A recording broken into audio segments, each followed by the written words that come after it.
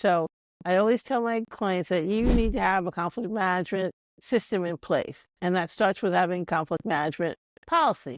How are we going to get along with each other? What is my expectation when you're not getting along with somebody, right?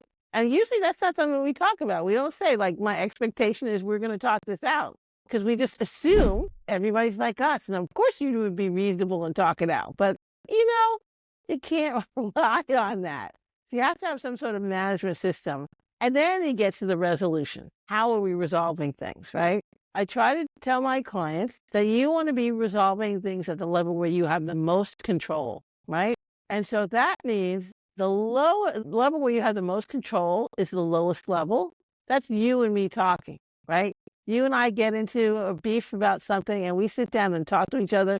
We each have ability to make things happen. And that's the definition of power, right? I can say no, I can say yes, and so can you. When we escalate to the next person, what we're next saying is, hey, we're not able to navigate this on our own. We are unable to agree. We need somebody else, whether that's the office manager, whether that's the practice owner, whether that's HR and the DSO. You're saying to somebody else, we need help, which means you have less control over the outcome, right? That person now is going to decide on whatever approach they want to solve the problem, and they're usually going to steer you towards what the solution is. So now you've lost a lot of control.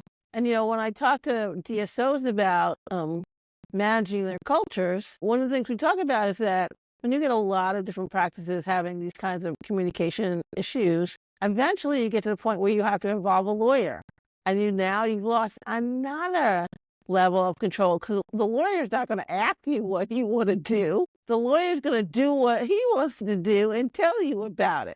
And if you can't get your lawyer and the other person's lawyer to negotiate and figure something out, everybody goes before the judge and then everybody loses because nobody gets exactly what they want out of the law. So it's so much easier and less costly on so many different levels if you can learn to resolve conflict at the lowest level, which is just talking to each other.